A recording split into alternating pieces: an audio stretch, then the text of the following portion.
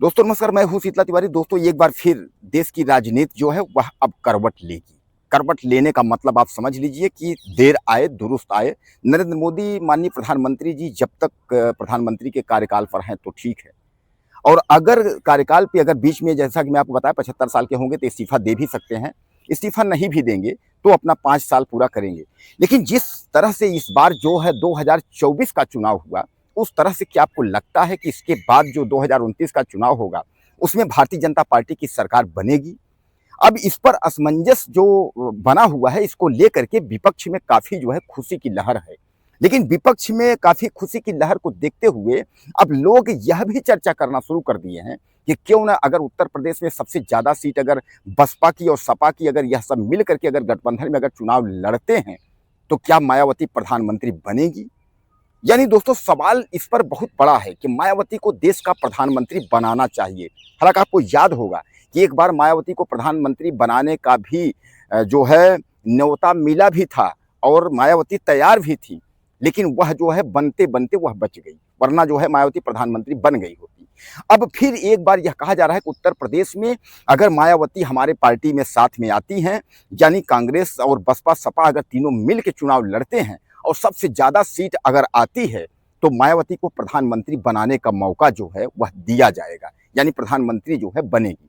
दोस्तों ये एक दौर था कि जब 2017 के पहले, तो उस समय जो है मायावती यानी जो है बसपा जो बहुजन समाज पार्टी जिसकी वह नेता हैं, तो बहुजन समाज पार्टी की एक कद्र थी। हालाँकि बीएसपी जो है बहुजन समाज पार्टी आज भी उत्तर प्रदेश में जो है और बहुसंख्यक और छाई हुई है।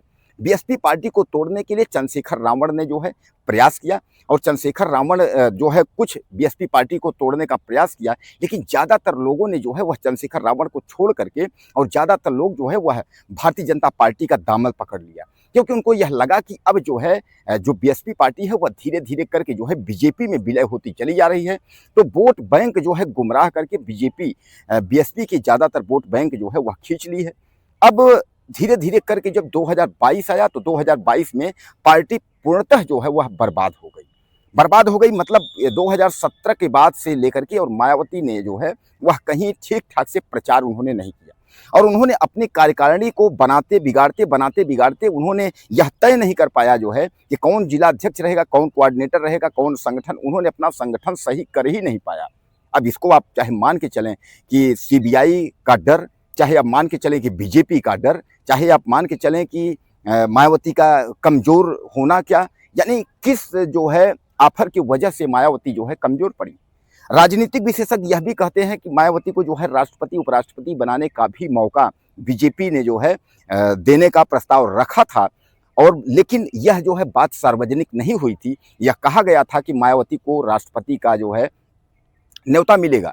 लेकिन दोस्तों आपने देखा ना कि मायावती को न्योता न मिल करके और जो है एक दूसरे व्यक्ति को जो है द्रौपदी को उनको बुला करके उनको मौका दे दिया गया कि भैया राष्ट्रपति जो है आप ये बनेगी। तो कहने का तात्पर्य यह है कि मायावती का वहीं से लेकर के जो है अब निराशाजनक की जो स्थिति है, तो क्या मायावती एक बार फिर कांग्रेस और समाजवादी पार्टी इन दोनों के साथ, यानी यह तीनों मिल करके बसपा सपा और कांग्रेस क्या चुनाव एक बार उत्तर प्रदेश में लड़ेंगे? और अगर 2024 की राजनीति अगर देखा जाए तो 2024 की राजनीति देखते हुए कि जिस हिसाब से भारतीय जनता पार्टी 80 सीट में और 37-36 सीट पर सिमट गई, तो क्या आपको लगता है कि उत्तर प्रदेश में जो है 2029 के चुनाव में क्या हाल होगा? जबकि इस बार कांग्रेस और समाजवादी पार्टी मिलके ही लड़े थे। बसपा जो है इनके साथ नहीं थी और बसपा का कोई प्रचार नहीं था। बसपा जो है वह लड़ी थी तो वह जो है अकेले दम पर लड़ी थी। तो कहने का तात्पर्य ये है कि एक चीज़ आपने और देखा होगा कि बसपा ने जहाँ-जहाँ प्रत्याशी उतारा था, प्रयागराज, वाराणसी, ये सब के एरिया में आपने जहाँ-जहाँ प्रत्याशी उन्हें उतारा था, वहाँ नुकसान जो है वह भाजपा को नहीं हुआ है। वहाँ नुकसान जो है वह हुआ है कांग्रेस और सपा को। यानी लोग यह यहाँ तक कहना शुरू कर दिए थे कि बसपा जो है वह अंदर से जो है वह बीजेपी की मदद करती है। यानी मायावती जो है खुल के प्रचार न करना और जो है सीधे ओपन ना होना। अगर आप अकेले भी पार्टी से अगर आप चुनाव लड़ते हो, तो कम से कम जो है खुल करके आप स्वीकार करो, प्रचार करो कि हम जो है। दोस्तों एक बात मैं आपको बता, 2017 का जब चुनाव था उस समय यह कहा गया था कि मायावती अगर जो पार्टी अकेली ऐसी है कि अगर मायावती जो वोट बैंक अगर ठीक-ठाक अगर चुनाव लड़ेगी, तो बीजेपी माइनस होगी। यानी अगर बीजेपी को हटाना है, यानी बीजेपी को उत्तर प्रदेश से समाप्त करना है, तो फिर मायावती को जो है जम करके जो है चुनाव लड़ना होगा, क्योंकि मायावती की ही वोट बैंक जो है, जिससे जो है दलित वोट से और ये जो दलित पिछड़ा ये सब वोट से जो है सरकार बनती है। और यही जो गेम, जो पीडीए का गेम है, यह अखिलेश यादव खेलना चाह रहे हैं। अखिलेश यादव इस गेम को जो है, इस गेम के सहारे 2027 का जो यूपी चुनाव है उसको जीतना चाहते हैं।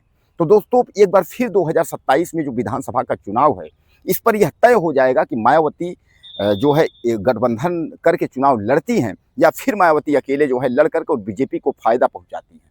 कहने का तात्पर्य यह है कि अब विपक्ष जो है वह लालच दे रहा है कि मायावती को अगर इस तरीके का लालच देंगे कि अगर सांसद ज्यादा आएंगे तो प्रधानमंत्री का मौका देंगे, और अगर इस तरीके के अगर विधायक अगर ज्यादा आते हैं तो उसके बाद मुख्यमंत्री का मौका देंगे, तो क्या आपको लगता है कि मायावती जो है फिर एक बार उत्तर प्रदेश की मुख्यमंत्री बनेगी, या एक बार देश की प्रधानमंत्री बनेगी, या मायावती यहीं से उनकी पार्टी धीरे धीरे करके जो है विलुप्त हो जाएगी, चंद्रशेखर रावण की पार्टी जो है उभार लेगी? दोस्तों बहुत सारे सवाल हैं, और इन सारे सवालों का जवाब जो है अब मायावती और बीएसपी को ही देना होगा कि बीएसपी अब तय करती है, बीएसपी अब क्या करती है कि बीएसपी अकेले दम पर चुनाव लड़ेगी, या सपा बसपा कांग्रेस के साथ मिलकर चुनाव लड़ेगी, या मायावती भारतीय जनता पार्टी को फायदा पहुंचाएगी, या मायावती भारतीय जनता पार्टी को जो है सत्ता से दूर फेंकेगी। दोस्तों अब इसमें आपकी क्या राय है? ज़्यादा से ज़्यादा आप कमेंट करिएगा, चैनल को सब्सक्राइब करें। अगले वीडियो में फिर मिलते हैं।